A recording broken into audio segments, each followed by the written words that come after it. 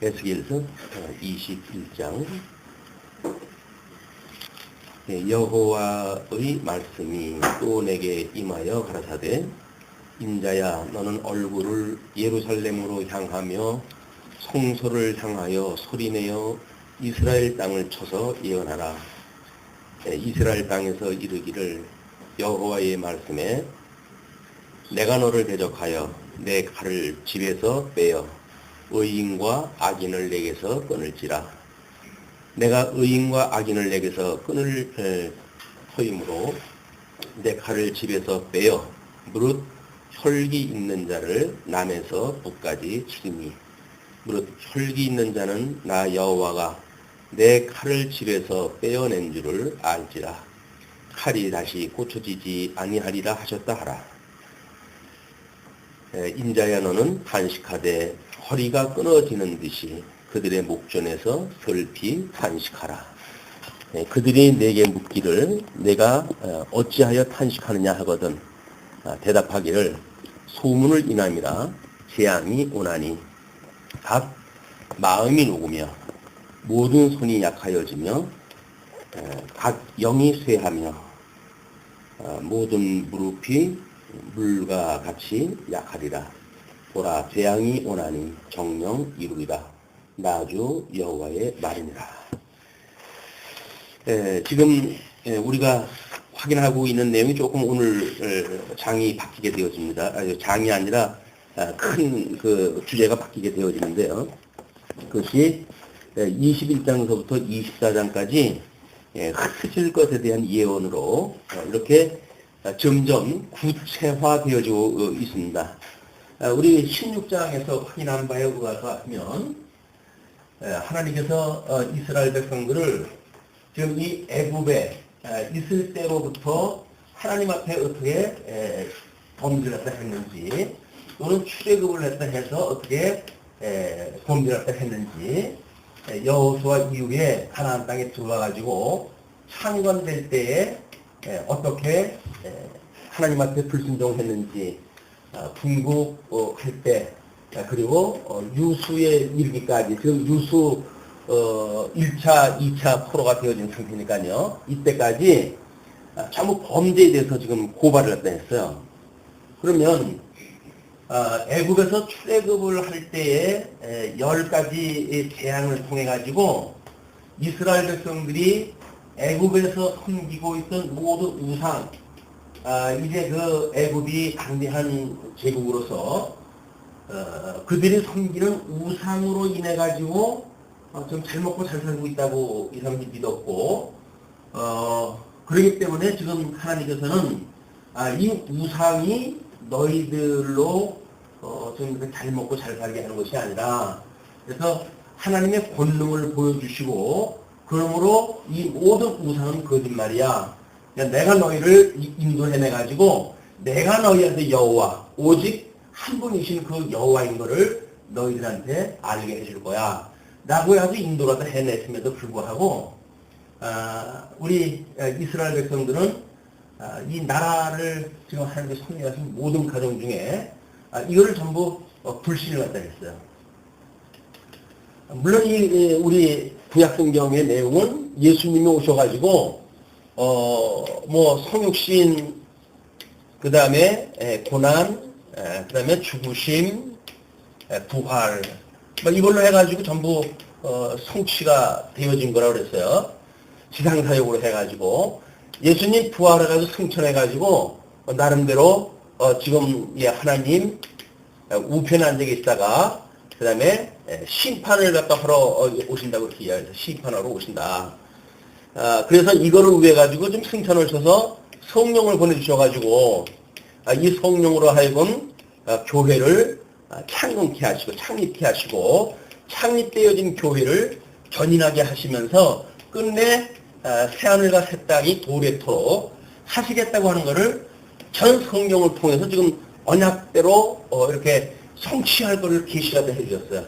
이게 성경의 계시예요. 우리는 지금 이 성경 계시를 통해 가지고 이렇게 이루어 가시는 하나님이라고 믿고 믿음으로 우리는 살아가는 겁니다. 이걸 우리가 믿고 믿음으로 살아가는데, 지금 성경에서 모든 우상을 타파하고 그리고 권능을 보여주시면서 택한 백성들만 6월절이라고 하는 특별한 구별 방법을 통해 가지고 좀 인도를 다 해냈잖아요. 우리도 예수 그리스도를 통해 가지고 우리 예수님이 우리 모든 죄로부터 우리를 구원하셨다고 믿고 그리고 고백을 하면서 살아가요. 그렇기 때문에 지금 에스겔에서 소개가 되어지는 저 불순종, 하나님 앞에 대한 불순종, 이것은 신약교에서도 마찬가지로 전부 불순종으로 나타나는 일들로 소개가 되어지겠죠. 뭐 이제 특별히 요한계시록에서의 7교회에 이런 그 불순종의 내용들이 구체적으로 밝혀지고, 그걸 통해 가지고 이기는 자에게만 하나님께서 상을 약속했다 합니다. 그러니까는 예수님을 믿고 수많은 사람들이 지금 뭐 예수 믿는다고 그러지요.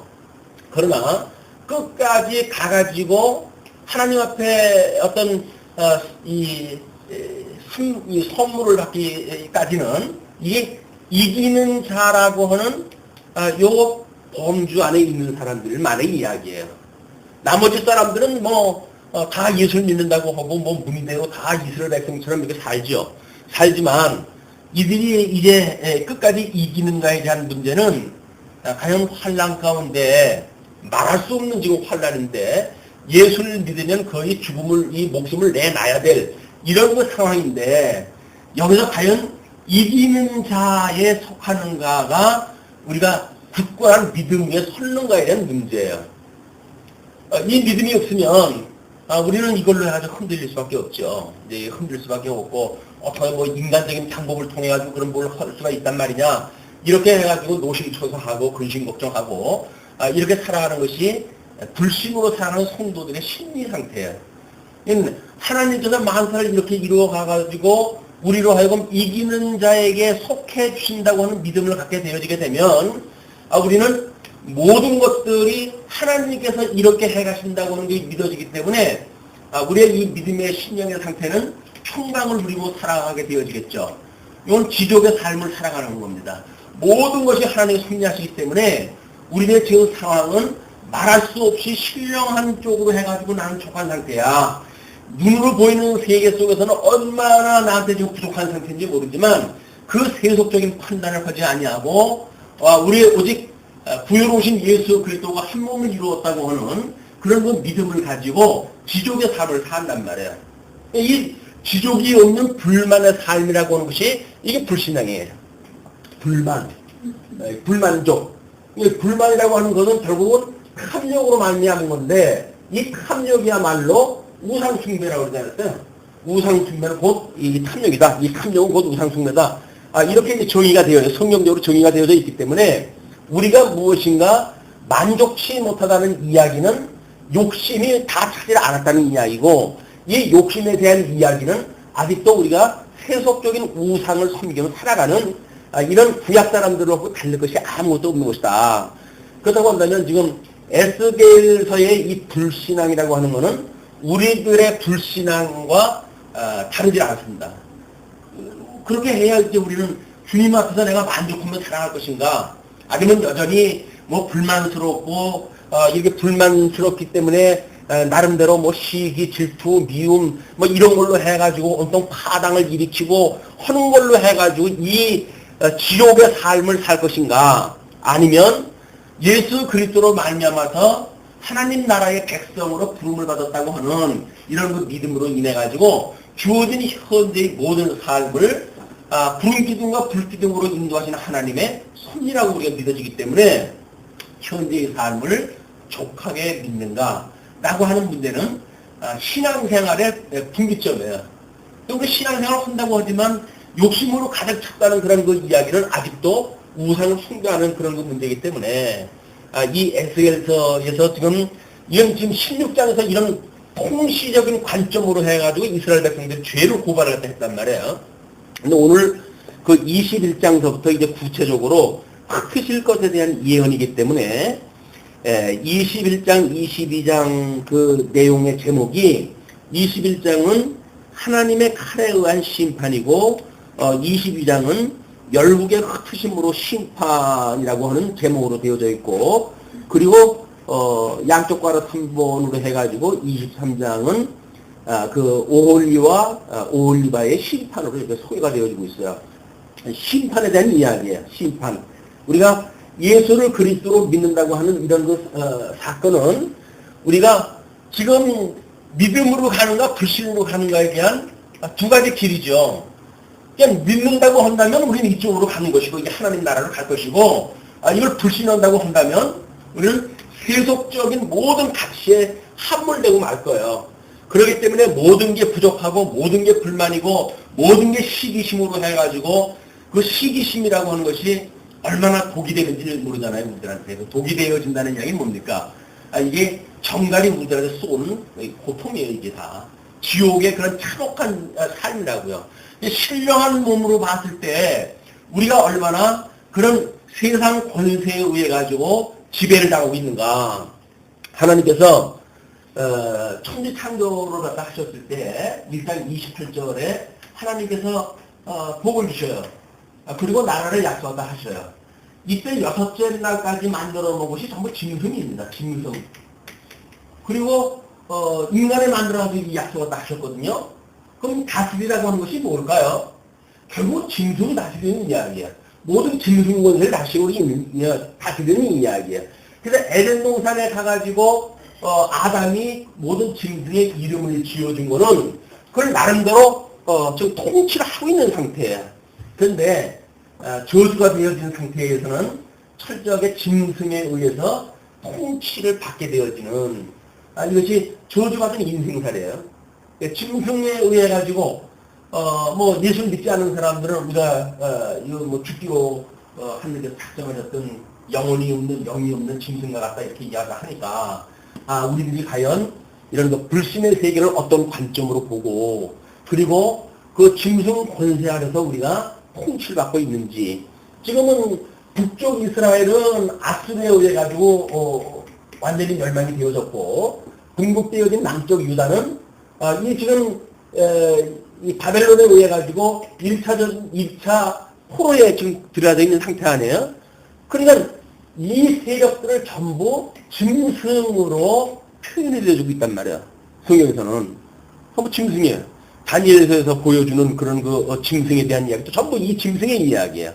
그러니까 이 짐승을 섬기는 것이 결국은 우상 숭배하는 건데, 우리가 세속적인 거에 탐욕에 빠져가지고, 현재 우리 그리스도가 당신 십자가 못 박아 죽을 만큼 우리를 사랑하셨다고 하는 그 사랑을 인해가지고 구원받은 백성으로 중생되어진 성도로서 정말 우리가 이 믿음의 세계를 살아가는가, 아니면 10년, 20년 신앙생활을 했으면서도 여전히 여기서 오르락내리락 하면서 이 불신의 세계를 지웃거리고 여기에 무슨 그 우상을 섬기고 탐심에 가득 차가지고 이 평강을 빼앗기는 짐승 권세의 그런 공격에 우리가 아무런 힘도 상실했다 하는 상태로 살아가는가 라고 하는 것은 이 시대에 매우 중요한 문제라고 보여집니다. 우리가 지금 이렇게 말씀을 통전적으로 이해한다는 것은 이런 거를 지금 한눈으로 잡아내는 그런 일이기 때문에 이걸 성경 구절 한 구절 한 구절 갖다 해가지고 어느 세월에 이런 걸 우리가 알겠어요. 그렇기 때문에 지금 우리가 성경을 통정적으로 공부한다는 이야기는 21세기에 들어서 가지고 우리에게 주어준 정말 행복이라고 이게 믿어집니다. 그런데 성경을 아는 걸로만 해가지고 우리 행복하다고 한다면 믿어지지가 않는데 그게 나하고 뭔 상관이 있겠어요. 믿어져야 우리들한테 이 평강의 상태가 유지가 되어지고 이렇게 되어지는데 정말 우리는 끊임없이 이 믿음을 주시는 하나님 앞에 기도할 일입니다. 믿음을 달라고.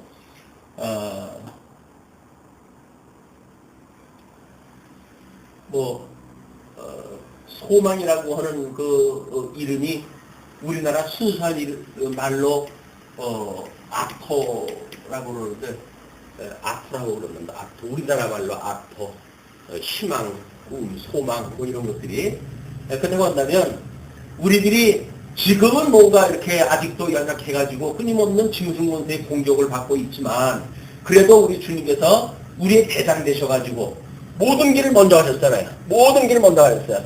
사단의 권세에 머리까지 쳐가지고 이제는 무기력하게 만들어 놓고 우리에게는 그 정갈과 뱀과 정갈을 밟는 권세까지 주셨어요. 그리고 성령이 오셔가지고 너희가 성령이 임하시게 되면 권능을 받고 그리고 땅끝까지 증인이 되어준다고 그랬단 말이에요. 그러면 우리가 예수 그리스도께서 이 짐승 권세를 밟는 권세를 우리한테 주셨고 성령이 오셔가지고 우리로 하여금 권능을 우리가 받았다고 한다면 우리는 이 믿음의 생활을 통해가지고 증인의 삶을 살아가게 되어질 겁니다. 말로만 증인이라고 그러면서 우리가 뭐 이 평강도 빼앗기고 뭐 이런 우상이나 섬기면서 예수 믿으면 이게 좋은 거야 라고 한들 그게 무슨 소용이겠어요? 우리들의 이 증인에 대한 삶은 내가 간직하고 있는 이 믿음의 범주만큼 우리가 이 의의 결과로 해서 드러나고 그 의의 결과를 인해 가지고 이렇게 만사 만물을 섬기시는 하나님이 특별히 우리를 어떻게 사랑하셨는지에 대한 이거를 사람들한테 소개함으로 해가지고 이 지겨운 세상 속 끊임없이 일등주의를 지향을 갖다 해야 되고 무한 경쟁 속에서 빠져가지고 숨을 제대로 쉴 수 없는 이런 정말 답답한 이런 그 사망의 권세 아래 종로로 타고 있는 사람들한테 이것이 인생이 아니다. 여기서 나오게 되면 평화의 세계가 있어. 라고 하는 걸 우리가 소개를 갖다 해. 이게 증인의 삶 아니겠어요? 근데 우리는 사람들한테 이쪽으로 자꾸 못 들어가서 지금 안다라네, 여기. 예수를 믿는다고 하면서도 자꾸 이쪽으로 들어가가지고 세상에서 우리한테 부추기는 걸 갖다 자꾸 추구하려고 하는 것이 잘못되어지고 있는 불신의 세계다. 이런 그 감각을 가지고 21장, 22장은 내용이 쉬워요. 그냥 읽고 나가게 되면 우리가 이렇게 통전적, 통시적으로 봤을 때에 이런 그 배경 속에서 막 그때 있는 공시적인 어떤 그런 그 범죄의 사실 이런 것들이 지금 고발되어지니까 이 공시적인 범죄 사실 고발되어지는 범죄 사실에 주님 제가 그랬어요. 근데 우리 주님께서 그렇게 정말 할 수 없는 그런 가운데 우리 주님을 보내줘가지고 우리를 그 사망구덩이로부터 나를 건져주셨어요. 그리고 구속의 은혜를 다시 한번 우리가 환기하고 기억하고 그래서 그걸로 감격하는 이런 그 시간이면 오늘 성도대학의 강의는 성공적으로 끝난다고 보여집니다. 그러니까 이거는 그냥 성경을 이제 읽어나가면 이런 배경 속으로 소개가 되었으니까 그래서 그 21장 1절서부터 7절까지 우리 읽었던 내용까지가 심판의 칼과 슬픔에 대한 이야기로 소개가 되어지고 있어요. 심판이에요. 심판이라고 하는 거는 물론 궁극적으로 최종적으로 이 심판은 100% 심판으로 해야도 끝나죠. 그러나 이 심판은 이 공시적으로 봤을 적에는 언제든지 심판의 역사가 있는 겁니다. 그걸 우리가 종말적 삶이라고 이렇게 이야기를 하는 거야. 이 마지막 있는 100% 심판, 그 심판이 우리들 인생 살아가는 우리들에게는 뭐 여기까지 가가지고 심판받을 수가 없잖아요. 지금 우리는. 그냥 이것이 시간세계 속에서 우리가 살고 있는 이 시대에 어떻게 말씀으로 해서 심판이 되어지는지. 그래서 정말 예수 그리스도를 믿는 그 믿음으로 죄에 대하여 죽고 의에 대하여 살아났던 것을 다시 기억되는 이런 것이 복음을 우리가 듣는 의미죠.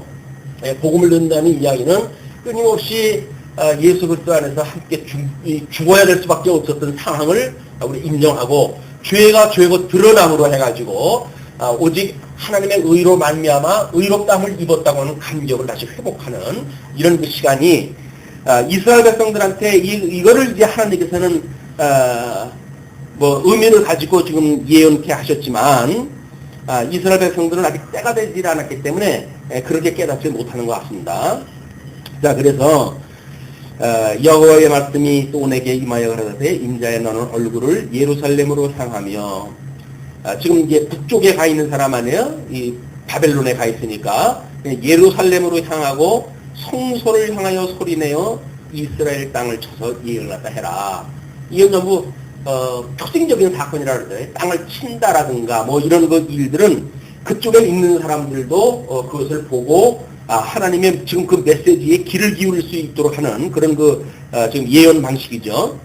그래서 이스라엘 땅에게 이르기를 여호와의 말씀에 내가 너를 대적하여 내 칼을 집에서 빼어 의인과 악인을 내게서 끊을지라. 여기서 하나님께서 다 심판도 하시겠다 그 이야기에. 예, 내가 의인과 악인을 내게서 끊을 터이므로 내 칼을 집에서 빼어 무릇 혈기 있는 자를 남에서 북까지 치리니. 이것이 아마 이제 궁극적으로 오게 되면 요한계시록에서 그 심판의 사건으로 나오죠. 그래서 7 그 대접을 쏟기 전에 포도송이를 뭐 이제 거두어 가지고 그거를 진노의 틀에다 집어넣어 가지고 그 피가 그 흘러간 그 피의 거리가 온 이스라엘 지역의 거리에 이르는 그 거리라고 그래요. 흘렀던 그 길이가. 그냥 이 이스라엘의 전역을 심판하시는 그런 그 하나님에 대한 것이 에스겔서의 이런 이미지를 빌려다가 요한계시록을 지금 이제 표현하다 한 거니까. 그래서 이런 구약성경을 모르고 요한계시록만 공부해가지고 요한계시록을 이용한다는 이야기는 불가능한 일입니다.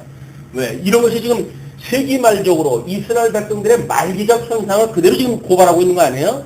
이렇기 때문에 신약교에서도 마지막 때에 이런 그 말기 현상을 그대로 지금 이용하다 해가지고 이걸 설명하고 있기 때문에 이 요한계시록이 기록이 됐을 적에는 읽는 자, 이때는 편지로 이제 보내줬으니까 편지를 가지고 읽는 사람이 있었고 이 읽는 자와 듣는 자가 있었어요. 듣는 자가 있어요.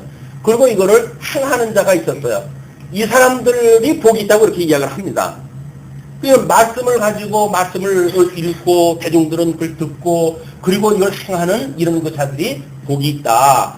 그래서 이 사람들의 복 있는 사람들이 이때는 신약성경이 시기적으로 완성이 됐지만 신약성경이라고 해가지고 모여져 있는 시간은 아니잖아요.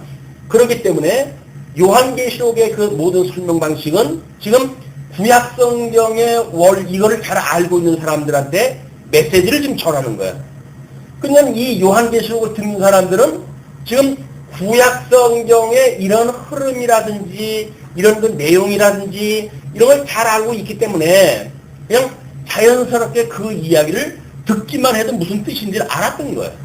심지어 9살짜리가 요한계시록 이걸 들려주니까는 눈물을 펑펑 울고 그랬다고 하는 그 이야기가 있더라고요. 그러니까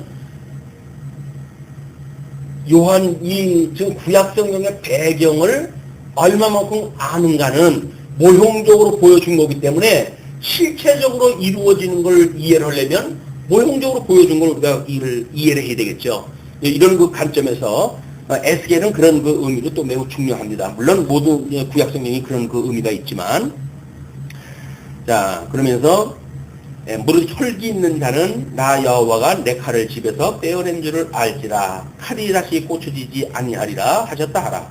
영원한 심판을 또 하시겠다는 이야기죠. 인자야 너는 탄식하되 허리가 끊어지듯이 그들의 목전에서 슬피 탄식하라.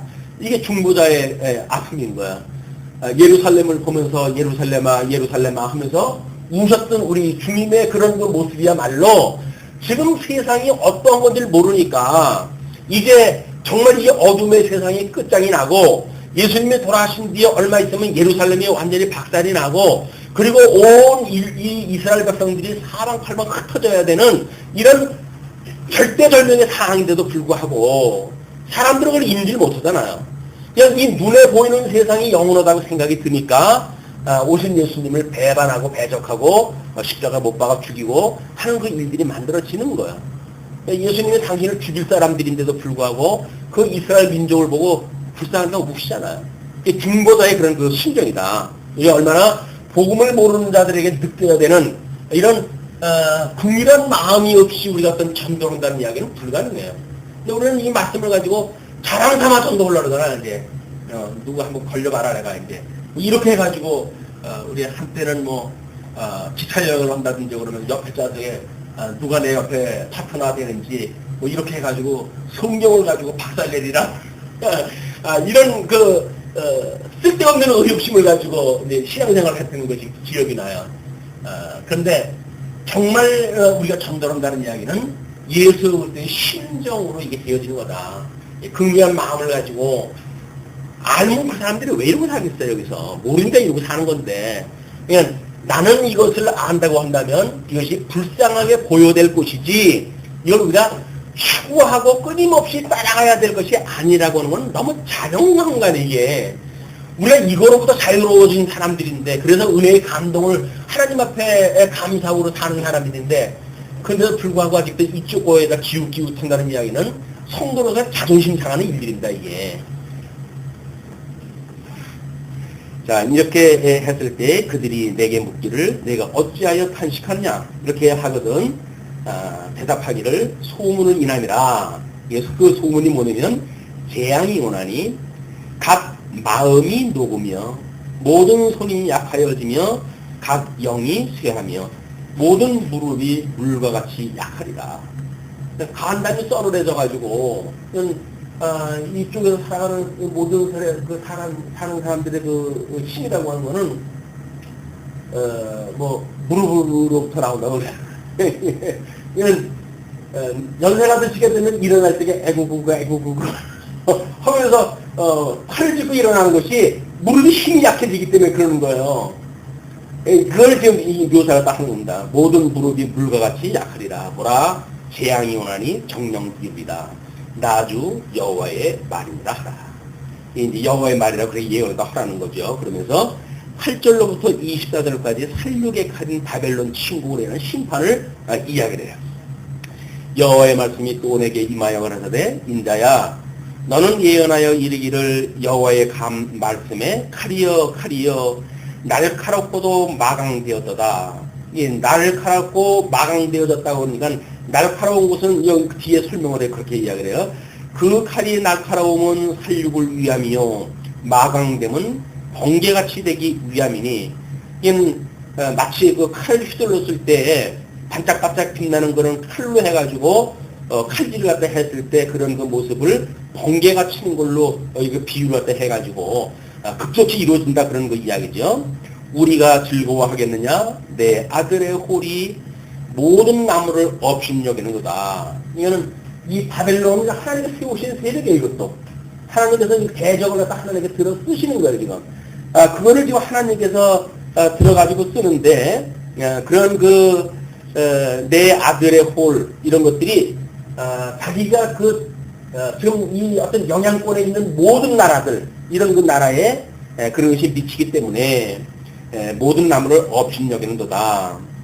심지어 언약 백성인 이스라엘 백성까지도 그들이 업신여긴다 그 얘기죠.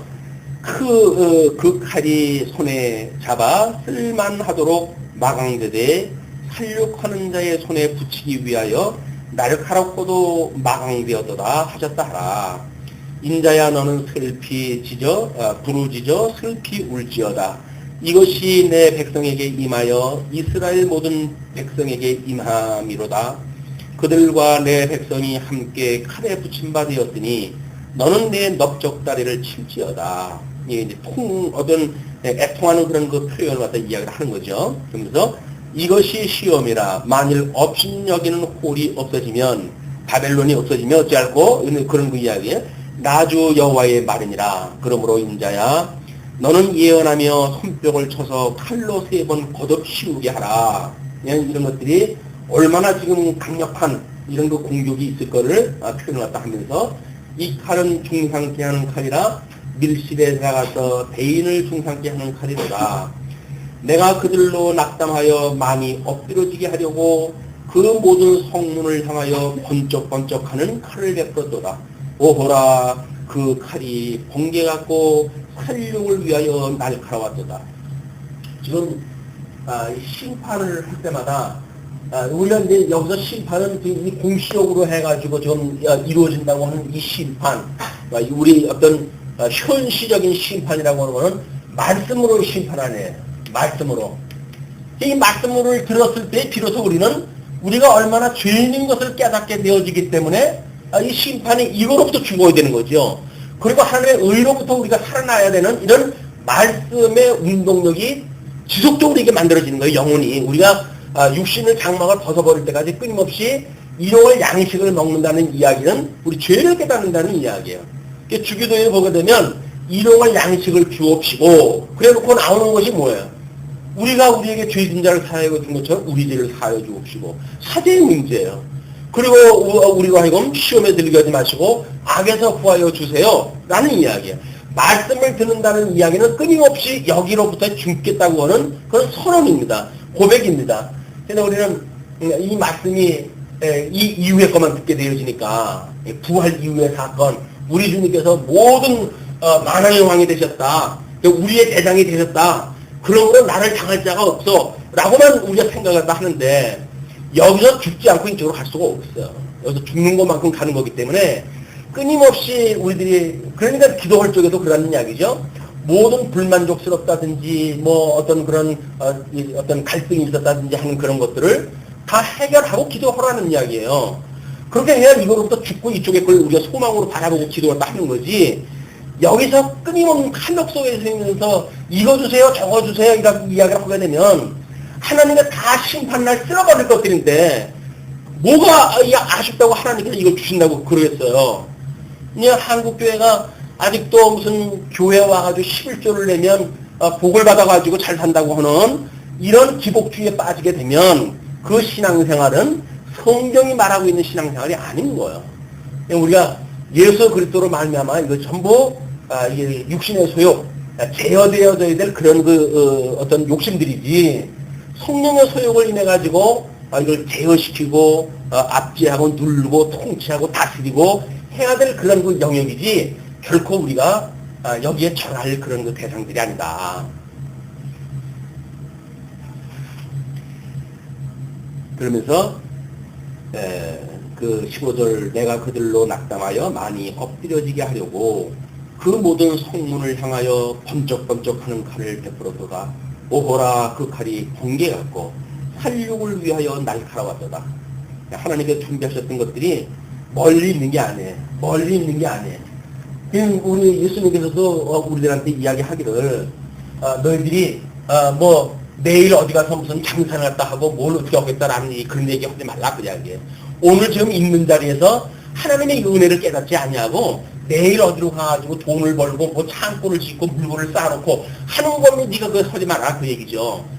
오늘 내가 너를 불러가면 그것이 무슨 소용이 있냐 그 얘기 아니겠어요? 우리는 뭐 우리 세상에서 주는 데이터에 의해서 나의 모든 생명을 담보로 하고 있으니까 아직도 우리는 뭐 100세 시대라고 하는 또 요즘 시험거리가 더 많아졌잖아요. 그러니까 100세 시대까지 우리 살아야 된다고 생각이 드는 거예요. 그냥 지금은 유보할 수가 있어요. 모든 것들을. 그때까지 밀고 나갈 수가 있어요. 이게 아마 심판의 입장에서 보게 되면 우리한테 저주입니다. 이것이 이렇게 문명이 발달하고 의식이 발달하기 전에는 뭐 우리 죽는 거 뭐 순서대로 죽는 거 아니라고들 고백했잖아요. 언제 내가 죽을지 모르는 일들이에요 이게. 근데 너무 과학이 발달하고 의식이 발달하니까 어지간한 것들은 예측이 가능해버리는 거예요. 하나님께서 예언해 주시지 않은데도 불구하고 우리 예측을 했다고 살아요.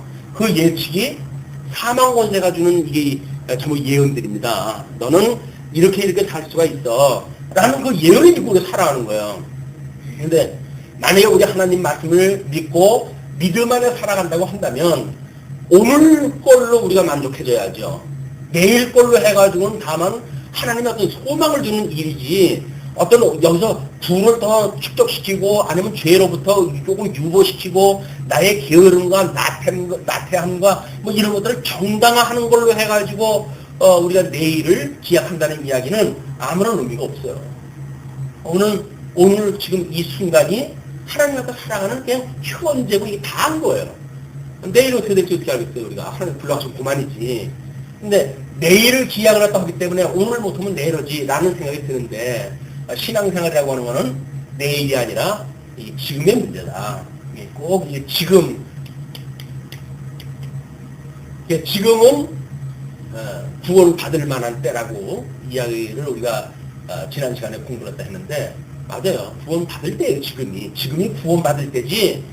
조금 더 있다가 지금 이 좋은 세월을 어떻게 그래 조금 나이 먹고 뭐 할 일 없을 때 내가 이렇게 믿지.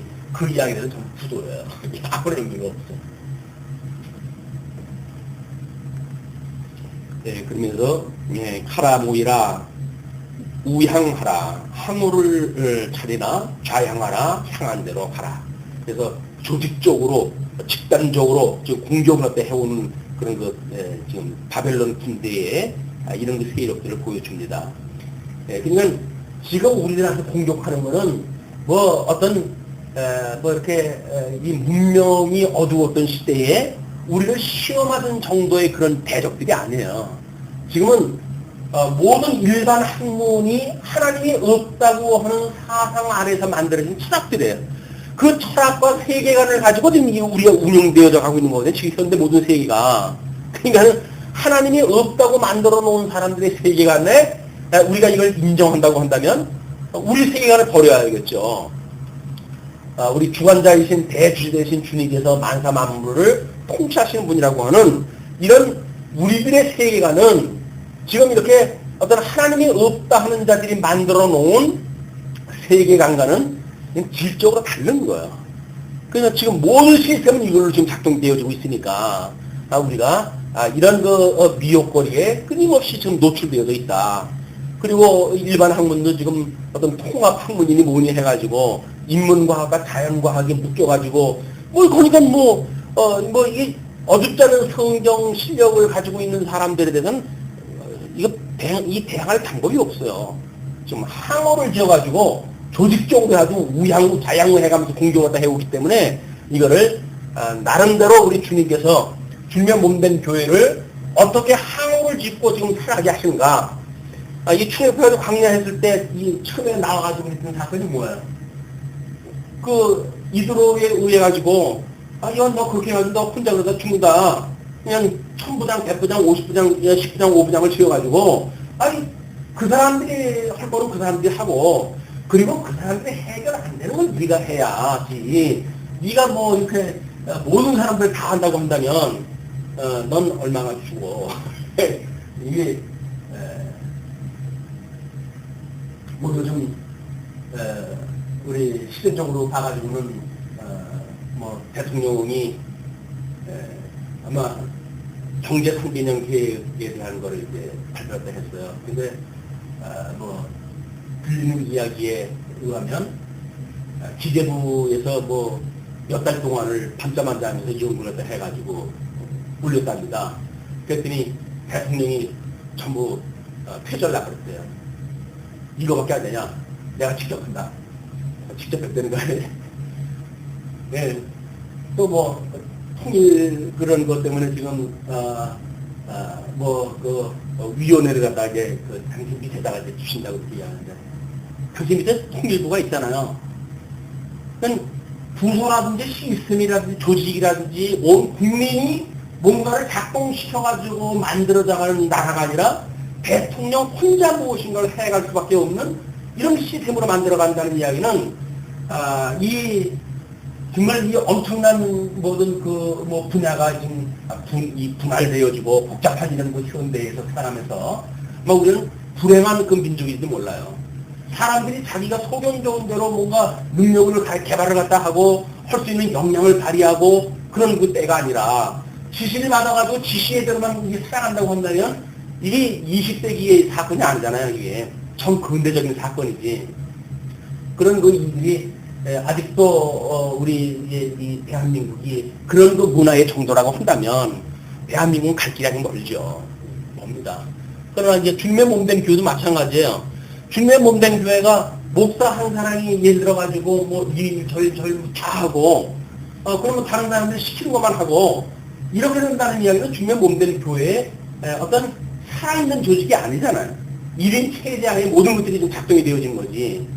이것이 우리가 지향하는 말씀운동 서원교회의 우리 행정체제인 거예요. 맡은 은사를 따라가지고 그냥 당신이 할 수 있는 역량대로 이것이 되어져야지. 목사가 무슨 만능 박사가 뭐예요.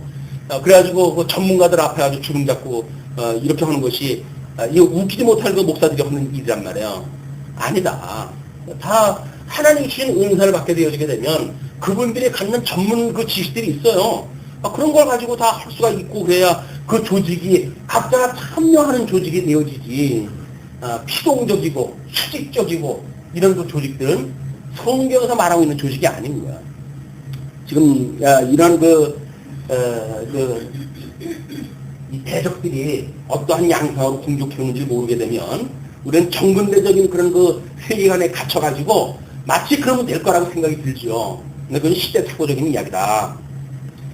나도 내 손뼉을 치며 내 분을 다하리로다 나 여호와의 말이니라.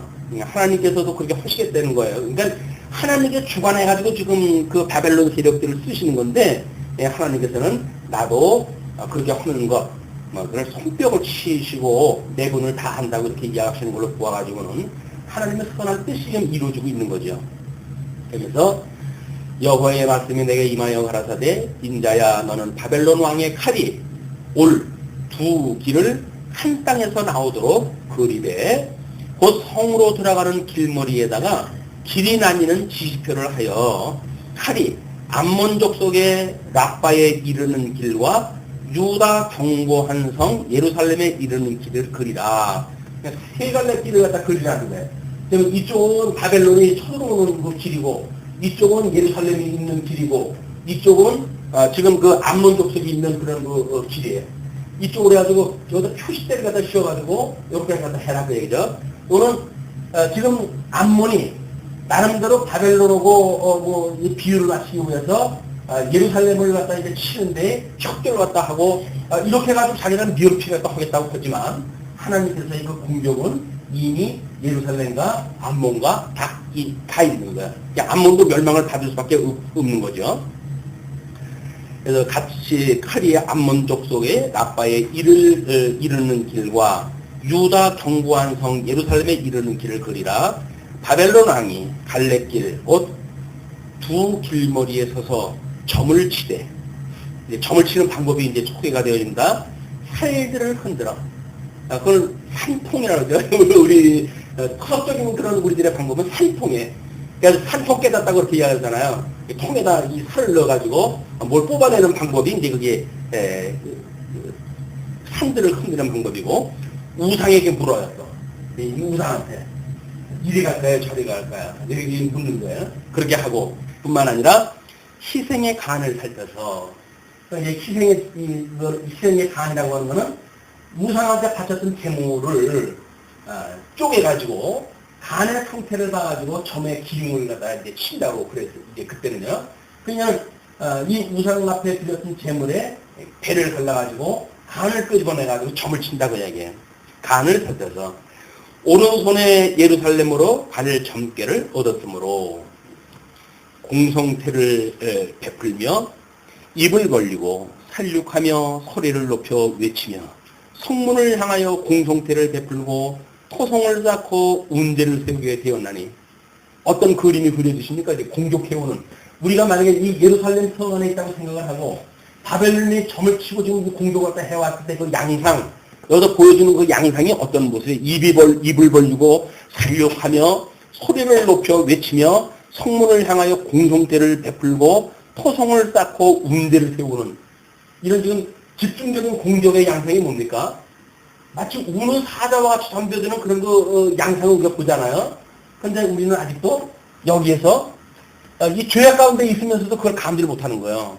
지금 말할 수 없이 이렇게 무서운 세력으로 우리를 공격을 갖다 해들어오는데도 불구하고 우리는 오늘 괜찮은데 뭐 내리라고 뭐 무슨 일이 있겠어? 라고 하는 안일주의에 빠질 수밖에 없다. 이것이 말씀을 들으면서도 불구하고 지금 우리들의 이 현대 상황이 인식이 안 되는 거예요. 이때 당시에 예레미야, 이 에스겔이라고 하는 선지자를 통해 가지고 하나님께서 지금 이렇게 하실 거야. 너희들한테는 이런 일들이 벌어져. 라고 하는데도 불구하고 그 사람들이 믿지 아니하였던 것처럼 오늘날도 이 말씀이 우리들한테 선포가 되잖아요. 선포가 되어지는데 우리들도 그게 그냥 지나가는 이야기예요. 지나가는 이야기. 뭐 늘 들었던 이야기. 너무 많이 들어가지고 너무 몸에 배인 이야기. 그래서 별로 반응이 일어날 만한 그런 충격적인 이야기들이 아니에요. 너무 익숙해요. 익숙해졌다고 하는 거는 하나님이 우리 길을 막은 거죠. 그래서 우리가 이 어떤 나름대로 여기서 이걸 인식하고 있는 지수가 있다고 한다면 이 지수가 인식지수, 얼마만큼 깨닫게 되어지는 거야 인식지수라고 하는 그런 문제도 봤을 때 아마 우리들이 하나님을 깨닫는 그런 그 믿음으로 어느 정도 우리가 이걸 이거 정말 이것이 우리 나의 지금 이 상황이야. 내가 아직도 이런 데서 이렇게 우상을 섬기고 있는 상태야. 연약한 상태야. 그럼에도 불구하고 우리 주님께서 나를 위로하시고 나에게 믿음을 주셔가지고 이 대적으로 향해가지고 대응적 삶을 살게 하시는 거야. 라고 하는 적극적인 어떤 대응적 상태까지 나오는 이것이 말씀의 능력이 아니겠어요. 그냥 아예 뭐 우리가 내 공로로 해가지고 구원받았나 뭐 하나님의 의로 우리가 구원받았지 그걸로만 머물러져 있다고 한다면 그거는 적응적인 믿음이에요. 적응적인 믿음. 이 적응적인 믿음이라고 하는 이야기는 적어도 이스라엘 백성들이 광야 생활까지 율법을 받아가지고 아직도 하나님께서 세워주신 나라를 모르는 상태까지 가능합니다. 그러나 시내산 율법이 아니라 신명기에 들어가게 되면 이제 모압산 모압 비명을 주잖아요. 그거에 의해 가지고 지금 이쪽에 너희들이 어떻게 무너질 것인지에 대해서 이해가 다 해주지 않습니까? 너희들 내가 약속한 땅에 들어가게 되면 속히 너희들이 나를 버릴 거야. 그리고 이제 그때 내가 너희를 열방으로 흩을 거야. 그러나 너희들한테 회복을 갖다 하는 선지자를 보내줘가지고 돌아오게 할 텐데 그들이 나의 자녀가 되고 나는 그들의 아비가 될 거야. 이거는 이 유수에까지 들어가게 되는 엄청난 사건이란 말이에요. 이 사건 이후에 우리가 회복되어지기 때문에 막 우리 어떤 신약 성경의 그런 그 영적인 개념, 신령한 개념으로 보게 되면 처음에 죄 안에서 구원받았다고 했을 적에 그때는 적응적인 삶만 해도 우리는 너무나 기쁘지요. 나 구원받았네, 나 구원받았네 라고 하는 걸로 우리가 얼마든지 찬양할 수가 있어요. 이스라엘 백성들이 출애굽을 갖다 해가지고 모세가 찬양을 했던 것처럼 그 정도의 찬양을 할 수가 있어요. 그러나 가나안 땅을 향해가지고 뭐 지나가는 40년 여정 동안에 수없는 불순종을 하고 그래가지고 하나님의 심판 앞에 모든 세대가 교체가 되어지고 그렇게 되어지는데도 불구하고 이스라엘 백성들이 하나님 나라에 들어가지고 그걸 깨닫지 못하고 범죄할 수밖에 없단 말이에요. 이게 모형적으로 보여도 불완전한 이런 그 상태에서 인간들이 가질 수밖에 없는 한계란 말이죠. 온전하신 예수님이 오셔가지고 그걸 완성하다 해주신다고 그랬다고 하면 그 예수님께서 이루시는 우리의 삶이 그냥 너는 내가 구원해줬으니까 그냥 아무 손 놓고 살아. 내가 다 하는 거지 뭐 네가 하는 거니? 라고 하시겠어요? 만약 그럴 뿐이라고 한다면 굳이 우리 보고 남은 권한을 채우라고 할 이유가 뭐가 있어요? 당신 다 해버리면 되지. 근데 왜 남은 권한을 둬가지고 우리로 하여금 그 남은 권한에 참여케 하실까요? 그리고 남은 권한에 참여하는 우리들로 하여금 너희들이 그 고난 앞에서 감사라고 할까요? 기쁘라고 할까요? 우리들에게 이 동참되어졌다고 하는 것을 확인시켜 주시는 일들인 거예요, 이게. 고난이 세속적인 관점에서 그 고난의 의미가 아닙니다. 우리들에게 성도에게 주었던 고난의 의미는 예수를 그리스도로 믿고 그 고난에 참여함을 깨닫게 하시는 고난이기 때문에 그건 가치로운 거예요. 그렇기 때문에 이게 대응적인 삶이 가능하게 되어진단 말이에요. 하나님이 다 하신다고 해놓고 난 뭐 두 손 놓고 살아가도 되는 것처럼 이렇게 이야기 되어지는 거는 아주 미숙한 젖을 먹었을 땐 가능하지만 철 들어가지고 결혼하고 뭐 성장하고 그랬으면 나가서 지가 갚으려고 그래야 되는 거 아니겠어요? 근데 이건 캥거루족이 돼가지고 뭐 돈 있는 요즘 돈 있는 부모한테도 공부를 했다 해도 뭐 스카이를 못 들어간다네. 누가 돈이 있어야 되는지 아세요? 할아버지가 돈이 있어야 된대요. 이게 지금 우리 세속에 가지고 있는 이 감정 상태란 말이에요. 재물에 대한 문제. 여기서 스스로 우리가 대응해 가는 것이 아니라 그냥 나름대로 무슨 뭐 이 돈 있는 뭐 조상 밑에서 이렇게 살아가면 그거 팔아서 먹어도 뭐 내 대로 살지 라는 생각은 이거는 전목의 애들이나 미숙한 정신적으로 미숙한 사람들의 이야기지. 철을 들었다고 한다면 아니 도와준다고 하더라도 안 해요. 제가 더 해야죠. 이렇게 해가지고 살아가는 게 대응적인 삶 아니겠어요? 여기 신앙적으로 우리들한테 어떻게 감각적으로 오는지에 대한 문제는 이 말씀을 듣고 끊임없이 심판의 반복도 뭐 이런 거에 의해서 아마 어떤 그 인식도가 달라지고 인지되어지는 감정이 달라진다고 보여집니다. 자, 그러면서 전에 그들에게 맹약한 자들은 그것을 허점으로 여길 것이나 바벨론 왕은 그 죄악을 기억하고 그 무리를 잡으리라. 그래서 결국 바벨론 그 왕을 통해 가지고 모든 나라를 이제 공격할 거다 이야기를 하시는 거예요. 그러므로 24절로 25절까지 쳤나요?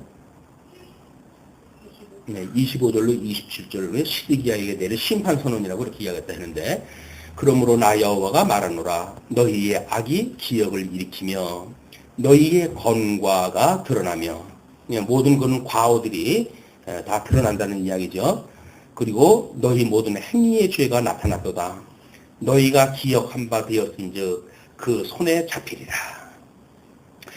너 극악하여 중상을 당하는 이스라엘 왕아, 내 날이 이르렀나니 곧 죄악의 끝되니라.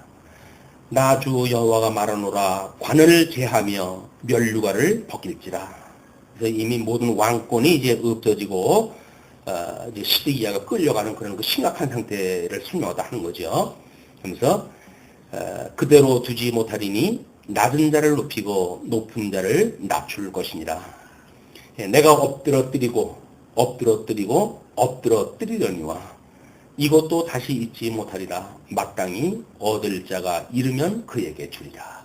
그래서 엉뚱한 사람한테 이제 모든 왕권이 넘어가고, 지금 그 여호야긴에게는 하나님께서 저주를 갖다 해가지고 너는 무자하겠다고까지 약속 갖다 했고, 그 대를 이어갈 방법이 없는 거예요. 이제 이 포로로 끌려가지고 다시 회복되어지는 이때까지 이미 우리는 이제 전 성경을 놓고 연구가 되어졌으니까 하나님가 무슨 수를 써서라도 회복을 또 하실 거라고 하는 걸 믿음을 가지고 볼 수가 있죠. 그러나 그때 보게 되면 여호야긴에게는 저주를 갖다 내렸어요. 하나님께서 너는 무자할 거야 이제. 내로부터 이 다윗의 혈통을 이어갈 수가 없게 하시겠다는 이야기거든요. 그래가지고 정말 그 뒤에 바벨론의 포로로 끌려가고 그 자식들은 어떻게 되는지 기록이 없지만, 그러나 이제 그 회복이 되어질 때 막 에스라 느헤미야에 의해 가지고 그들이 돌아올 때 보게 되면 하나님께서 여전히 우리 마태복음에서 이야기하는 것처럼 지금 이 다윗의 위가 계속되어진 걸 이야기를 하고 있잖아요. 그래서 마태복음과 누가복음의 두 가지의 족보가 소개가 되어져요. 지금 마태복음에서는 다윗의 혈통으로 오게 되어진 그 혈통이 소개가 되어지고, 누가복음을 통해 가지고는 어떻게 이 끊어졌던 혈통이 이어져 가지고 좀 오게 되어졌는지 사람들이 아는 그런 그 족보가 소개되어지는 것이 누가복음의 소개입니다. 이런 그 두 가지 다른 족보를 통해 가지고 하나님께서 저주를 갖다 하셨던 그 저주는 저주대로 이루게 하시고, 그리고 또 다윗에게 약속했던 그 다윗의 약속은 약속대로 이루어가시는 이런 그 놀라운 지혜의 사건을 우리가 발견하게 되어집니다. 자, 그러면서 그 28절로부터 32절까지 암몬의 멸망을 예언을 했다 해요. 인자야, 주 여호와께서 암몬 족속과 그 능욕에 대하여 말씀하셨다고 너는 예언하라. 너는 이르기를 칼이 뽑히도다 칼이 뽑히도다 살육하며 멸절하며 번개같이 되기 위하여 마강되었도다. 내게 대하여 허무한 것을 보며 내게 대하여 거짓 복수를 하는 자가 너를 중상을 당한 악인의 목 위에 두리니 이는 그의 날 곧 죄악의 끝때가 이르리로다. 그래서 아부했던 이 암몬도 결국은 이제 심판을 받게 되어 있는데, 그러나 칼을 그 집에 꽂을지어다. 내가 지음을 받은 곳에서 너의 생생한 땅에서 내가 너를 국문하리로다. 내가 내 분노를 내게 쏟으며 내 진노의 불을 내게 불고 너를 짐승 같은 자 곧 멸하기에 익숙한 자의 손에 붙이리로다. 짐승 같은 자, 바벨론 대륙을 갖다 그렇게 표현을 하죠. 내가 불에 섭과 같이 될 것이며 내 피가 나라 가운데 있을 것이며 내가 다시 기억되지 못할 것이니 나 여호와가 말하였음이니라 하라. 이게 지옥의 상태예요. 그 불에 섭과 같이 불사름이 있는 곳, 그래서 그 피가 나라 가운데 있는 것, 살육, 전쟁, 기근 뭐 이런 것들이 늘 있는 곳, 그래서 무한 경쟁에 의해 가지고 상대방을 밟고 일어서야 되는 이런 그 세상이야말로 바로 이런 지옥의 모습인 거예요. 이게 이 짐승세가 지금 우리가 살아가는 이 세계는 철저하게 뭐 자본주의 이론이 그 안에 무한 경쟁을 통해 가지고 살아가는 세상이니까 그거에게 얼마나 우리들한테 아픔인지, 그것이 어떤 그런 그 아픔이 있어가지고 먹는 음식 장사하시는 분들도 돈이 많이 남고 적게 남고 그런 것보다는 좋은 양질의 양식을 뭐 이렇게 공급하는 것을 사명으로 하고 살아가시는 분들이 있어요. 그런 분들은 엄청나게 고생을 하죠. 그런다고 해서 뭐 떼돈을 버느냐면 그렇지 않아요. 그러면서 하는 이야기가 뭐 우리 식구들을 밥 먹고 살면 됐고 자식들을 교육시키면 됐지. 뭐 이걸 가지고 무슨 뭐 부를 축적할 일도 아니고 라고 하는 그런 그 이야기를 그런 하는 따뜻한 마음들을 우리가 보게 되거든요. 그렇지만 대형 기업을 가지고 그 뭐 골목상권까지 들어와 가지고 그냥 그 수많은 사람들을 다 믿는다는 얘기는 그걸 죽인다는 거 아니에요? 그런 그 무참한 일들이 신령한 의미로 봐가지고 이게 전쟁의 모습으로 보여야 되거든요. 압제의 모습으로 와야 되거든요. 근데 압제의 모습으로 오지를 않냐고 우리는 이쪽의 이론으로 보게 되면 아이 뭐 꽁 잡는 게 매라고 그러고 사는 거지 뭐. 이런 자연스러운 생각을 가지고 살아간단 말이에요. 저주라고 하는 생각이 우리가 없으니까 이거로부터 구원받고 싶은 어떤 기도도 없는 거죠. 네. 내가 불의 섭과 같이 될 것이며 내 피가 나라 가운데 있을 것이며 내가 다시 기억되지 못할 것이니 나 여호와가 말하였습니다. 암몬의 멸망까지 하나님께서 예언을 하십니다.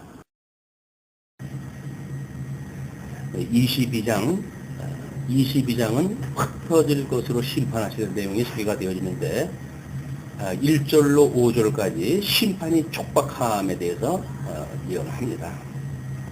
여호와의 말씀이 또 내게 임하여 가라사대 인자야 내가 국문하려느냐 이 피 흘리는 성읍을 국문하려느냐 그리하려거든 자기의 모든 가증한 일을 그들로 알게 하라.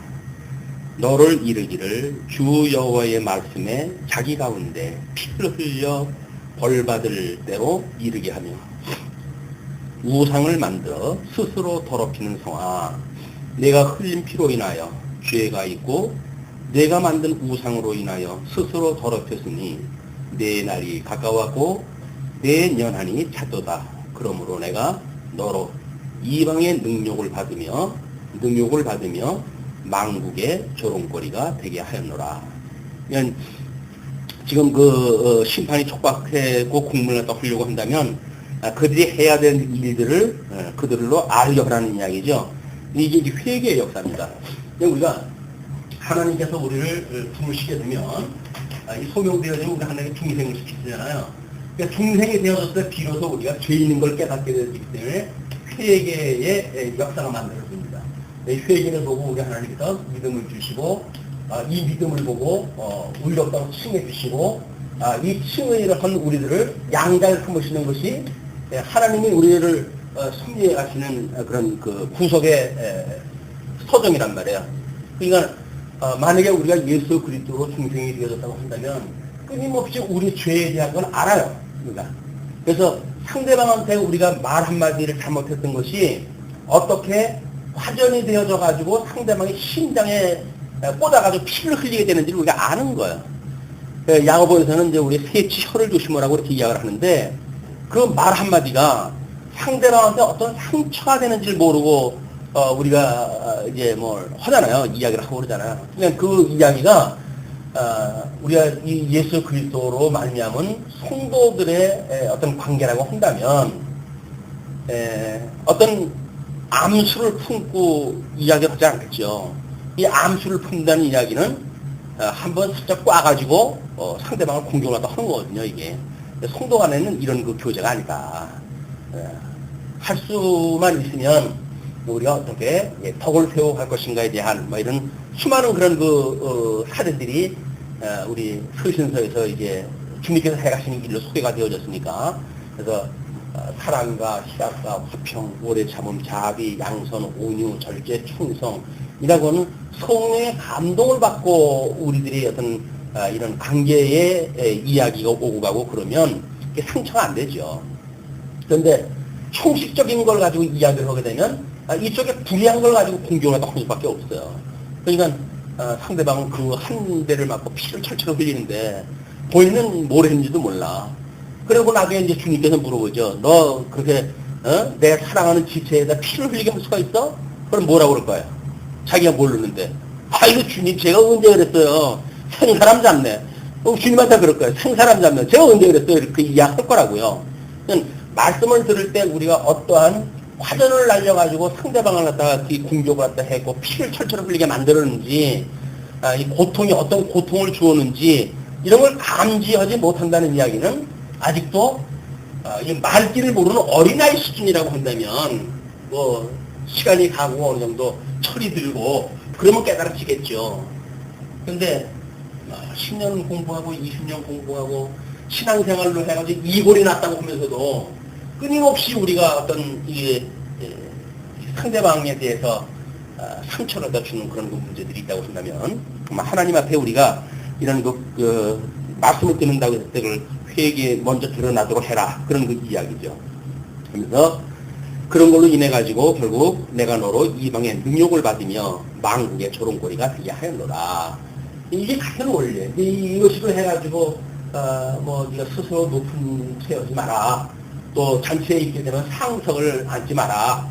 너 상석에 앉아서 너를 만약에 다른 귀한 사람이 와가지고 말속으로 하게 되면 너의 이 꼴이 뭐냐 라고 경계하는 거나 이렇게 말로 해가지고 피로 흘리는 일들이나 이게 원리적으로 하면 같은 겁니다.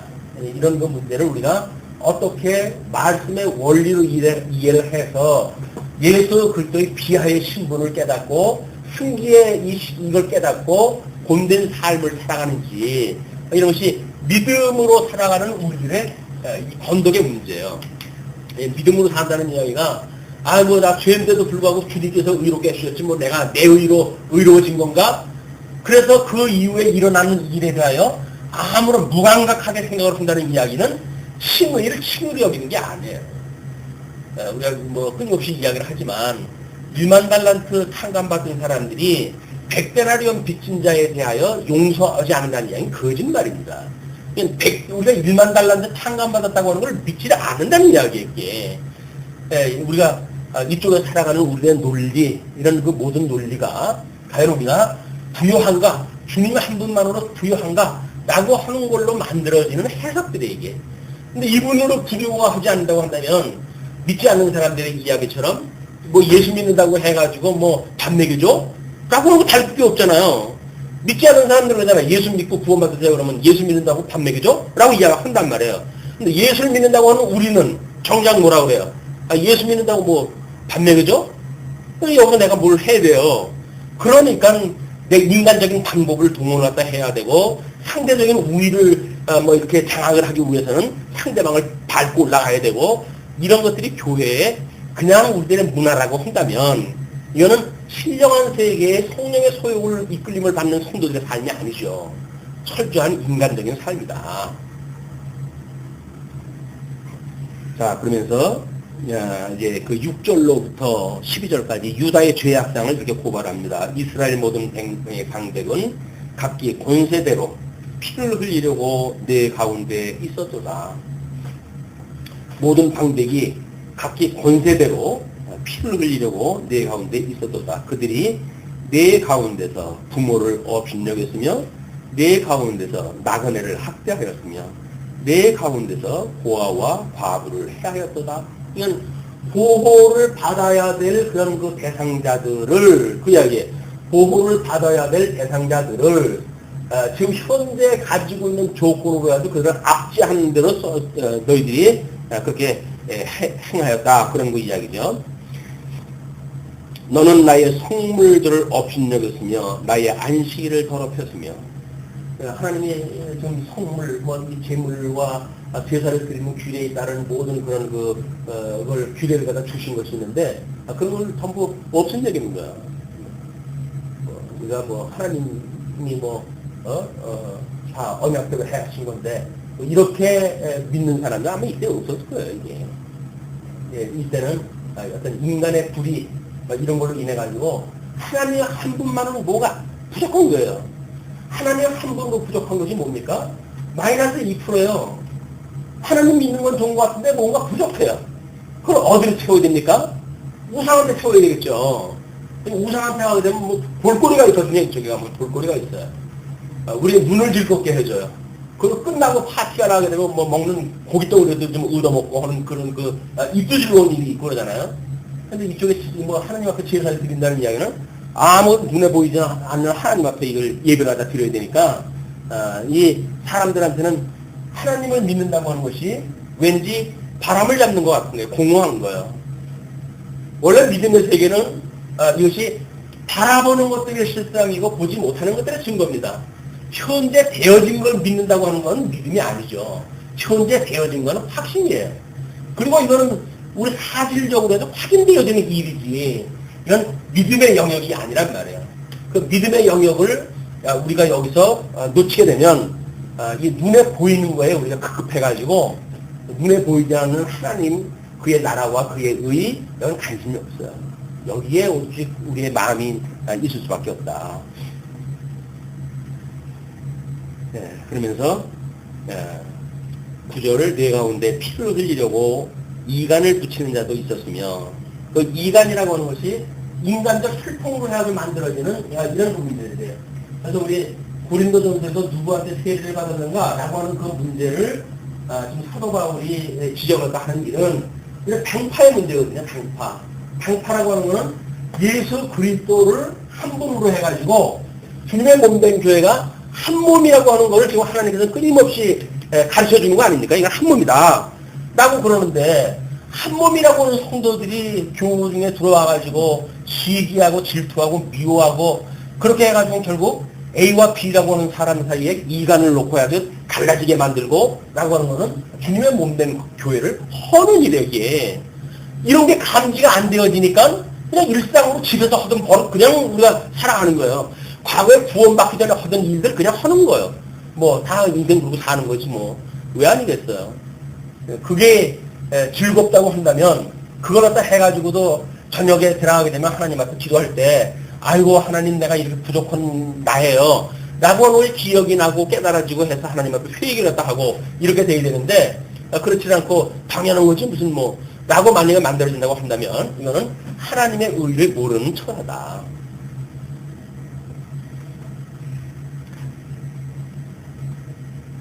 네. 이간을 붙인 자도 있었으며 뇌 가운데 산 위에서 재물을 먹는 자도 있었으며 뇌 가운데 음란하는 자도 있었으며, 전부 자기의 배를 위한 것들이죠. 자기 배를 위한 거지 주를 위한다고 하는 거는 명목이고 나머지 거는 전부 자기 배를 위한 거예요. 우리 신앙생활의 기복신앙이라는 게 뭐야?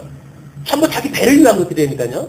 우리 하나님의 주의 영광을 위한 거라든지 이런 건 아무런 의미가 없어요. 내 가운데 자기 아비의 하체를 드러내는 자도 있으며 내 가운데 월경하는 부정한 여인에게 부합하는 자도 있었으며, 이거는 뭐 그때 당시에 이제 열국에서는 뭐 있을 수 있는 일이지만 율법 뭐 여기에 뭐 여기서는 철저하게 하나님께서 금했던 그런 그 일들입니다. 혹은 그 이웃의 아내와 가증한 일을 행하였으며, 이거는 전부 그 뭐예요? 전부 자기의 유익을 구하는 거 아니에요? 자기 유익을 갖다 구하기 위해서 다른 사람의 부인을 갖다 왜 자기가 취하겠어요? 자기가 자기 유익을 위한 거니까요. 주를 위했다라고 하는 건 아무런 의미가 없어요. 전부 자기의 배를 채우기 위해서 이런 그 일을 갖다 한다고 이야기해요. 그러면서 혹은 그 며느리를 더럽혀 음행하였으며, 요즘 이제 보게 되면 뭐 이렇게 동성애 문제라든지 하는 것들이 과거에 어떤 한국적인 사고에 의할 것 같으면 동성애는 몰래 숨어서 할 정도였어요.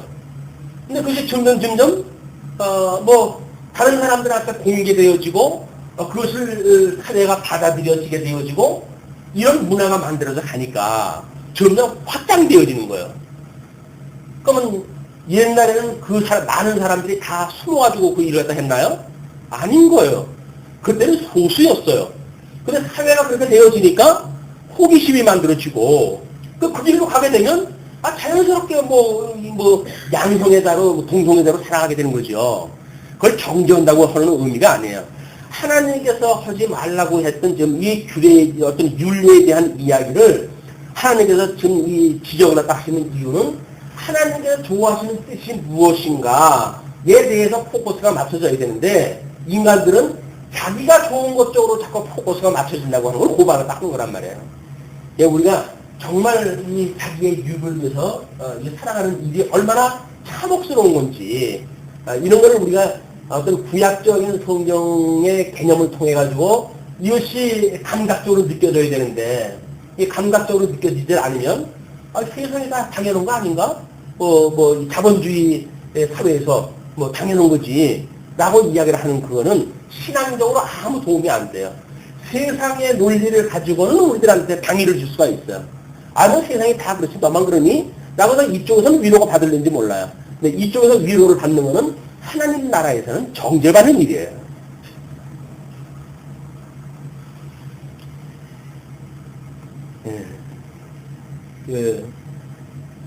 그 며느리를 더럽혀 음행하였으며 내 가운데 혹은 그 자매 곧 아비의 딸과 부합하였으며 이게 전부 현대 상황을 달릴 거 아무것도 없죠. 지금 한국에 이런 뉴스에 나오는 그런 그 사건들과 달라질 게 아무것도 없어요. 내 가운데 피를 흘리려고 뇌물을 받는 자도 있었으며 내가 변전과 이식을 취하였으며 이를 탐하여 이웃에게 토색하였으며 나를 잊어버렸도다 나주 여호와의 말이다.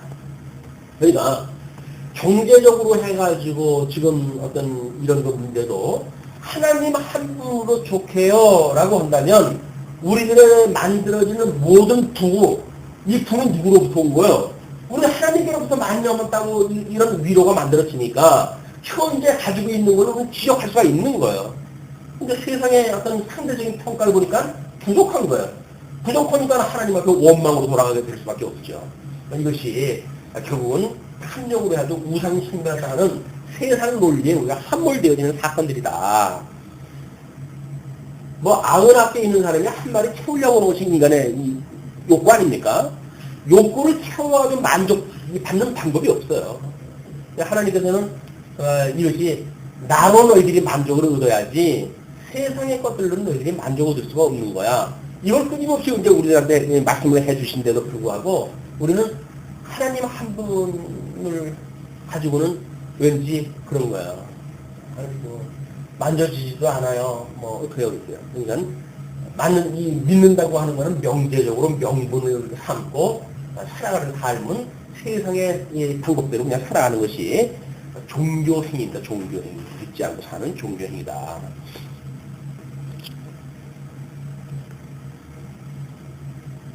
이식을 이제 성경에서는 이식을 구하지 말라는 이야기는 뭡니까? 돈 자체가 부를 창출하면은 안 된다고 하는 원리예요. 근데 이거는 이제 우리 기독교에서는 칼빈이 이식을 얻는 일에 정당을 갖다 했어요. 그 뒤에 그 어떤 신학적인 해석의 바탕 아래 지금 그 유럽의 엄청난 부흥과 발전이 도래할 수 있었던 거예요. 왜? 금융이라고 하는 그런 새로운 돈이 돈을 갖다 창출하는 이런 시대가 왔기 때문에 그냥 현재 이 돈이 창출하고 있는 모든 세계를 보게 되면 무섭습니다. 이게 전부. 근데 우리는 돈 없는 사람은 소수민들은 모르잖아요. 그러나 돈으로 장난을 갖다 치는 사람들 요즘 무슨 연속국에 보니까 기업을 갖다가 이제 합병하고 다른 회사 뺏고 이런 일들이 수혜가 되고 그러던데 무서워요. 다른 사람들은 가업을 수백 년에 이르는 어떤 전통에 의해 가지고 전통을 지키고 나름대로 그런 가치관에 의해서 그 가업을 지키려고 하지만 그런 기업 사냥꾼들은 그런 거 필요 없어요. 그냥 수지만 맞으면 전통이고 가치고 다 소용없는 거예요. 탐욕으로 해서 가득 찬 이 세상 속에 우리가 그냥 노출되어져 있다고 한다면 그 사람들이랑 다를 게 뭐가 있냐. 똑같은 건데 그런 걸 가지고 문제의식이 만들어질 수가 있어야 되는데 그 문제의식이 만들어지진 않잖아요. 왜? 죄로 보이질 않는데 그게 나나 그 사람이랑 똑같은데 그게 왜 문제로 드러나겠어요. 그 사람을 지적을 하면 내 죄가 드러나는데 할 수만 있으면 그걸 정당해줘야 돼. 나는 자본주의 그런 거야. 그러니까 자기 죄를 갖다 그걸로 스스로 감춰버리려고 그러는데 이거는 하나님 앞에 자기를 노출 갖다 해가지고 하나님의 그 불의 앞에 우리가 이 하나님의 그 의라고 하는 걸로 우리가 죄 중에서 우리가 그리스도와 함께 죽는 이런 그 사건으로 이것이 하나님의 기회로 주어져야 되는 건데 그거를 자기를 정당하는 걸로 만들어지게 되면 아무런 소용이 없어요. 에덴 동산에서 하나님 앞에 범죄했던 아담에게 하나님 묻죠. 너 이건 누가 너 먹으라 그랬니? 전부 핑계잖아요. 전부 핑계돼요. 자기 죄를 고백하는 사람들이 없어요. 그게 하나님께서 이들을 멸절할 수밖에 없는 이유라니까요. 자기 죄를 갖다 고백을 갖다 해야 되는데 뭐 심지어 뭐 아담은 뭐라 그래요? 당신이 만들어준 저 여자가 먹으라 그랬어요. 하나님까지 걸고 넘어가잖아요. 인간의 불의라니까요, 그게. 그냥 이것이 아담의 시대만 있었던 것이 아니라 지금 이 죄악이라고 하는 그런 관점에서 보게 되면 끊임없이 그런 그 이야기다, 이게. 끊임없이 우리는 상대방한테 이유를 돌리고 핑계를 대어지고 자기를 정당하고 이런 그 불의의 모습들이 만연해되어 있다. 이걸 말씀을 들음으로 해가지고 우리 고백적으로 해가지고 주님 그러고 보니까 제가 죄인이었어요 라는 고백이 떨어져야 우리 예수 그리스도 앞에 우리가 믿음으로 해가지고 성장을 할 수가 있는데 나를 당장 찌르면 아프잖아요. 이 말씀을 들을 때는 뭐 요한계시록이나 뭐 여기서 선지서에서 보게 되면 말씀을 들을 적에는 이게 입에 잘 되면요. 이거 착 갖다 먹을 때 말씀을 들을 적에는 입에 잘 돼요. 근데 유감스럽게도 속에 들어가면 쓴 거예요. 왜? 이 말씀을 들을 적에는 널 하나님께서 구원하시는 일이야. 뭐 하는 걸로 해가지고 들으니까 얼마나 달아요. 근데 실질적으로 내가 여기서 죽어야 되니까 그 말씀으로 내가 죽어야 되니까 이 말씀이 내 안에서 역사한다는 이야기는 매일같이 내가 죽는 역사예요. 내가 여기서 죽지 않고 여기서 살려고 그러면 그게 말씀을 우리는 저항을 해다 해야죠. 내 가운데 피를 흘리려고 뇌물을 받는 자도 있었으며 내가 변정과 이식을 취하였으며 이를 탐하여 이웃에게 토색하였으며 나를 잊어버렸도다. 나주 여호와의 말이라. 그러면서 13절로 16절 하나님의 보응으로 열국에 흩어질 유다에 대해서 이렇게 소개를 합니다. 너의 불의를 행하여 이를 얻은 일과 내 가운데 피 흘린 일을 인하여 내가 손뼉을 쳤나니. 하나님께서 심판에 대한 이런 걸로 손뼉을 치고 내가 네게 보응하는 날에 내 마음이 견디겠느냐? 내 손이 힘이 있겠느냐? 나 여호와가 말하였으니 이룰지라. 하나님의 그 심판은 필히 이루어지는데 내가 너를 열국 중에 흩으며 각 나라에 해치고 너의 더러운 것을 내 가운데서 멸하리라. 결국은 바벨론의 이 누수의 사건은 한마디로 숙성기간이에요. 완전히 집어넣어가지고 하나님께서 정말 정금을 만들어내는 그런 그 일들이다. 내가 자기 까닭으로 열국의 목전에서 수치를 당하리니 자기 까닭이에요. 자기 까닭으로 열국의 목전에서 수치를 당하리니 나를 여호와인 줄 알리라 하셨다 하라. 수치라는 게 뭐예요? 네가 이스라엘 백성, 언약 백성 맞냐? 라고 비웃거리는 거예요. 그런 그 놀림을 당하는 거죠. 여기서 우리가 어떤 그 공된 삶을 살지 않는 증인의 삶이라고 한다면 전도는커녕 이웃이 우리 보고 업신여깁니다. 예수, 이거 너처럼 예수 믿느니 야 내가 절에 가는 게 낫지. 이런 얘기가 나오는 거예요.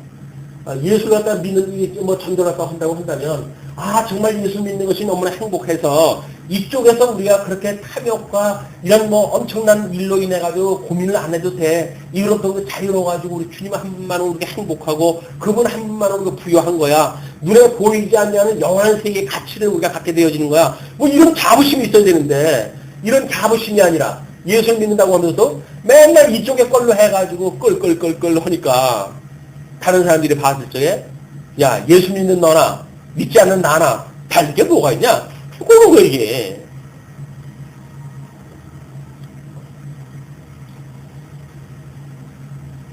예.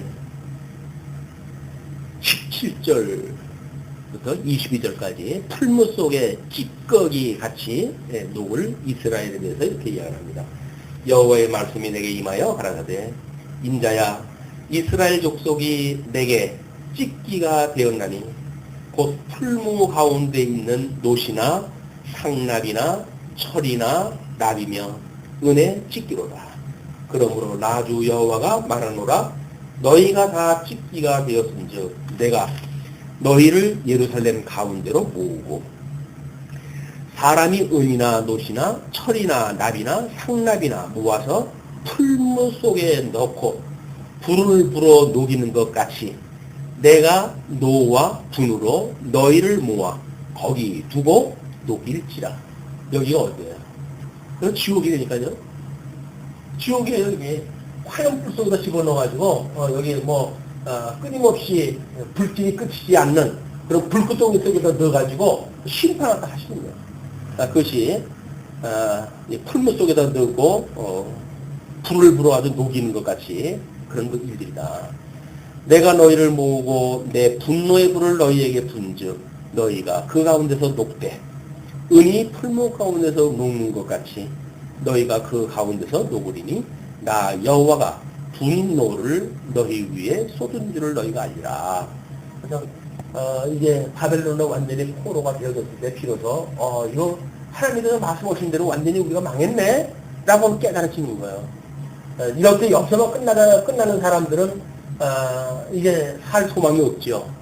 그러나 죄를 깨닫게 되어지고 하나님 앞에 말씀을 통해서 우리가 이런 죄 때문에 여기까지 왔군요. 그러나 주님 이렇게 모함에서 하셨던 약속을 보면 다시 회복해 주신다고 했는데 이 회복의 거를 왜 소망을 중에 우리 바라겠어요 라고 하는 사람들은 여기 위로를 받는 거예요. 이 소망 때문에 위로를 받는 거예요. 그럼 여기까지 생각하는 사람들은 망했다 이렇게 해도 끝나고 마는 거죠. 네, 끝으로 23절로 31절까지 유다의 모든 백성이 행악함을 고발합니다. 여호와의 말씀이 내게 임하여 가라사대 인자야 너는 그에게 이르기를 너는 정결함을 얻지 못한 땅이요 진노의 날에 비를 얻지 못한 땅이로다 하라. 그래서 결국 그 정결함을 받지 못한 땅, 진노의 날에 비를 얻지 못한 땅, 이런 걸 좀 동일시하죠. 그 가운데서 선지자들의 배역함이 우는 사자가 식물을 움킨 같아도다. 그 선지자들의 배역함, 하나님의 말씀을 전해야 될 자들이 세상의 논리에 따라서 자기 배를 위해 가지고 거짓말을 했다 하고 이런 그 자들이 마치 우는 사자가 식물을 움킨 같이 같았다. 그들이 사람의 영혼을 삼켰으며 전제와 보물을 탈취하며 과부로 그 가운데 많게 하였습니다. 결국은 하나님 앞에 보냄을 받았던 거짓 선지자들이 온 백성들을 자기 도구화하고 이 사자가 식물을 움킨 것 같이 자기의 먹거리를 갖다 삼은 거예요. 전제와 보물을 탈취해서 과부로 그 가운데 많게 하였으며 그 제사장들은 삼직이 다 나와요. 이제 선지자들을 고발을 했고 26절에 제사장을 고발합니다. 제사장들은 내 율법을 범하였으며 나의 성물을 더럽혔으며 거룩함과 속된 것을 분변치 아니하였으며 부정함과 정한 것을 사람으로 분별하게 하지 아니하였으며 결국 뭐예요? 그 얘기가 예수 그리스도의 어떤 그런 제사직의 감당은 세속과 거룩이라고 하는 분명한 선언이에요. 하나님이 좋아하시는가 하나님이 싫어하심에 대한 선언 아닙니까?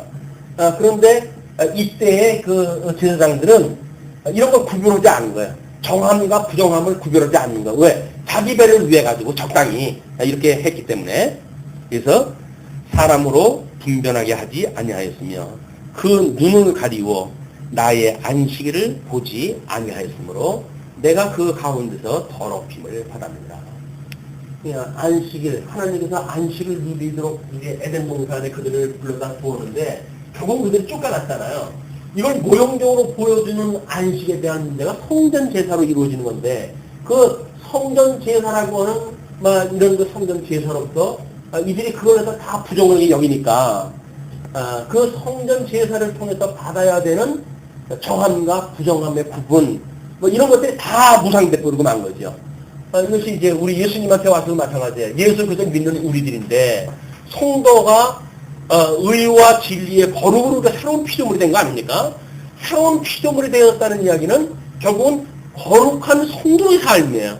뭔가 세속과는 구분되어지는 거라고요. 세속과 구별되어지는 것이 성도의 삶이다. 말은 성도라고 그러면서도 세속을 그대로 따라오면서 나는 성도예요 라고 말하는 이야기는 그냥 자칭 유대인이라고 말하는 사람이랑 똑같은 거예요. 자칭 나는 성도예요 라고 하는 이야기지, 성도라고 하면 주님께서 인정을 해주셔야 되잖아. 아, 너는 나의 아름다운 신부야 라고 해서 칭찬을 해줘야 되는데, 우리는 나는 당신의 신부입니다. 그래서 자칭 우리는 신부라고 이야기를 하죠. 예, 주님께서 인정하시지 않는 자칭 신부가 무슨 소용이 있겠어요.